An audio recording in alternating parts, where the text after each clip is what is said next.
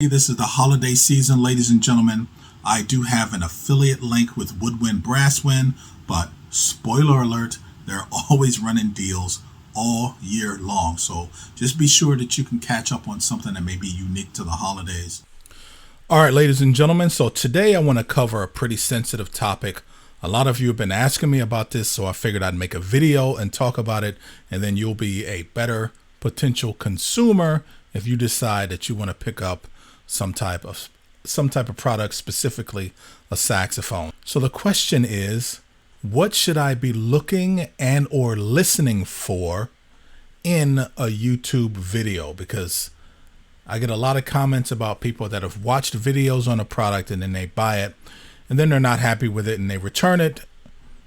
So here are some of the things that I look for when I'm looking for a saxophone, whether it's an intermediate, beginner, or pro level saxophone. There's certain things that I'm specifically listening for where if I hear it, I know that this brand or this product is going to offer me something a lot closer to what I'm looking for, as opposed to a more expensive one or a cheaper one. So number one, when it comes to a saxophone that I'm interested in, I try to listen to as many people as possible actually playing that instrument. That is number one. It seems a little bit obvious, but I think a lot of times people just kind of have their heart set on something and then they just don't want to hear anything else about it, and then they go get it and maybe it's not exactly what you were looking for. So for me, these are the top things that I listen for, and in no particular order, because if any one of these things are off, I'm probably not going to buy the saxophone. So number one, I listen for how balanced the low register is on the saxophone. I hear so many people that play vintage saxophones and the low end of these instruments just completely fall apart. You listen and the middle is just beautiful, and then you get to the low end and then the sound just starts to get really heavy and the timbre just changes radically. Wow.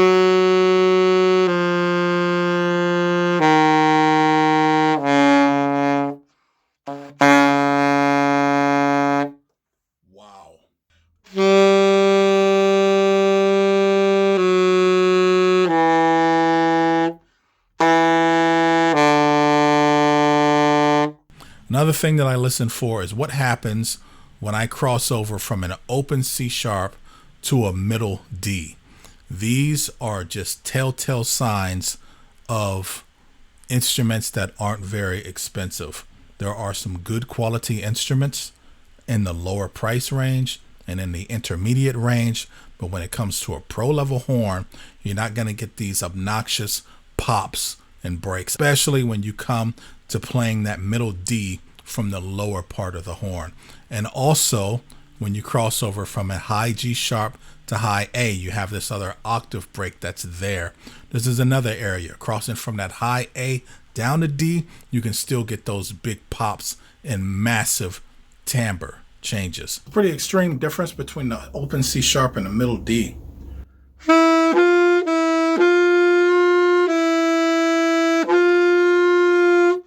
Now, obviously, I'm listening for intonation and this kind of stuff, but for the most part, we want to eliminate what the player is doing from what the product is doing. And I talk to people about this a lot, but a lot of the way YouTube videos are made pretty much goes like this.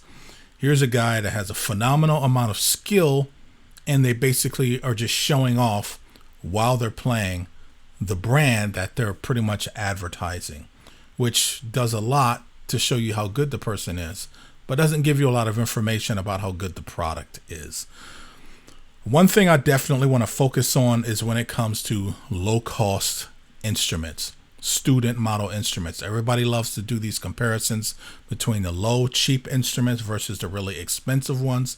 And I talked about how heavily biased these reviews are. So one of the things that I think is really, really important if you are potentially buying one of these instruments, not so much as a new saxophone player, as a beginner saxophone player, because you won't really understand what this means anyway. But one of the things that I'm listening for is whether the person actually uses the mouthpiece that comes with the saxophone in their review or demo. They're really demos anyway, but this is such a hugely important thing to do in the video. What person is going to pay $500 for a saxophone and then just immediately buy a $300 mouthpiece? Doesn't make any sense. We need to demo and review these products the way they show up, so that way we can get a baseline instead of somebody just showing off and then here's the product.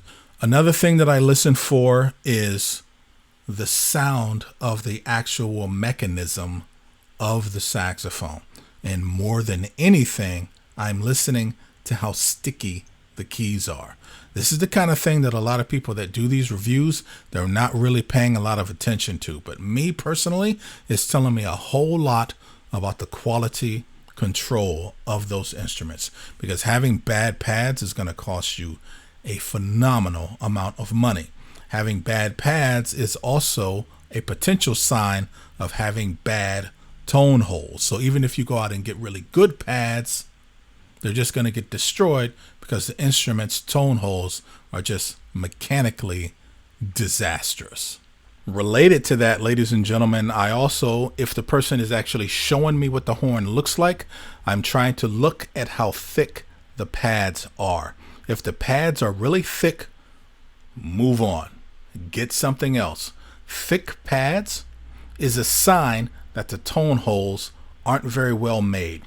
When a pad comes down to seal, they may not have worked out all of the geometry in that travel. So what they'll do is cheat and use really thick pads so it has a greater chance of just covering the entire tone hole.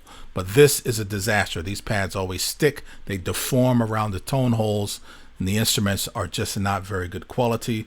Ultimately going to wind up costing you a lot more than what the instrument is worth. So with that being said, ladies and gentlemen, if someone is reviewing a very high-end saxophone, I want them to play it in the best way possible, using the most expensive mouthpiece possible, whatever. When it comes to a high-end professional level saxophone, ladies and gentlemen, you really want like everything that the person has. Totally okay in that situation. Another dead giveaway for the pads, ladies and gentlemen, is to take a look at the neck. If you see that really thick pad right where the neck is, this is a bad sign. I mean, there should be just a little bit that's there just to cover the tone hole. You're going to get a more efficient mechanism when you don't have some obnoxiously thick pad getting in the way. One of the more popular trendy things to do is to compare really cheap instruments to really expensive ones. And usually these videos are filled with people talking about all the pros of the cheap one, but not all the pros of the expensive one. So if you're a beginner, you've been playing a couple of years and you want to upgrade, I would not recommend that you buy an expensive pro level saxophone. But modern saxophone manufacturing, the price has been able to come way down and the quality has been able to get really good.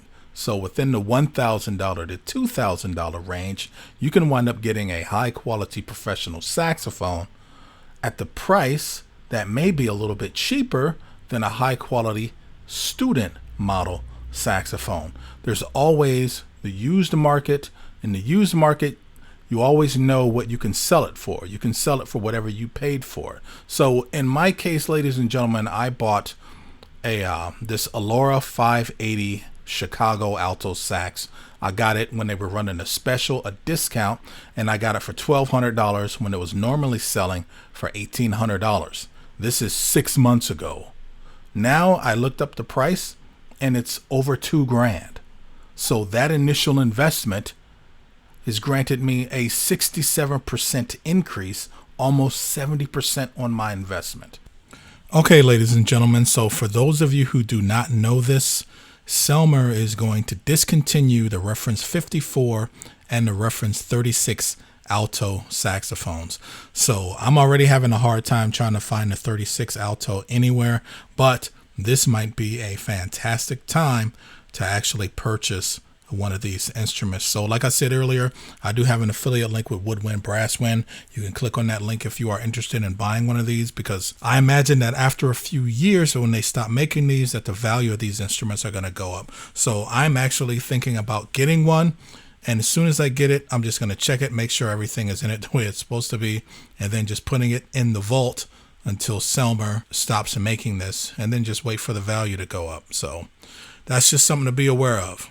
So I know a lot of people are pretty afraid to spend around that $1,000 range, but believe me when I tell you this, a lot of the really cheap saxophones, they just aren't as good as a lot of people are saying that they are. One of the things that makes high quality, pro level, expensive saxophones expensive is all the research and development that's gone into making these instruments so good. You're looking at almost and even up to 100 years of saxophone research and development from the best players in the world, giving input to these manufacturers to eliminate problems that exist on all these really super low cost saxophones. Like, for example, I recently did a video on the Glory saxophone that you can buy on Amazon. At that time, you could wind up getting it for $36 or $90 with a special Amazon rebate and a whole bit. But that instrument actually had some really nice tonal characteristics to it.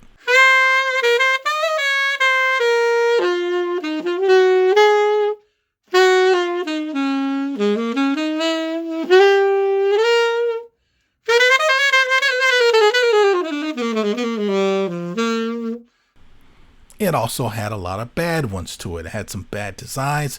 I think the bell and the bow were too small. The lower end was ridiculously terrible, but certain notes, certain areas of the horn was really, really good. So what does it cost to actually fix those issues? It costs 100 years of research and development and a lot of redesign. All that stuff over time, it adds up. You wind up with a more expensive product that winds up being a lot better. So these are the kind of things that you need to watch out for when you're watching these videos and people aren't talking about the beauty of being able to pay more money for a pro level, top quality saxophone. All right, ladies and gentlemen, so that's all I got for you. I got some news. My Diminished scale book is finished. It's not up yet for sale. I'm working on the play along aspect of it. You can just come to my channel. I'm going to put it all in a separate folder. You get the book, you go in that folder and you just follow the modules, or however I decide to lay it out when it's all said and done. Also, I got my Altissimo book for Alto and Tenor.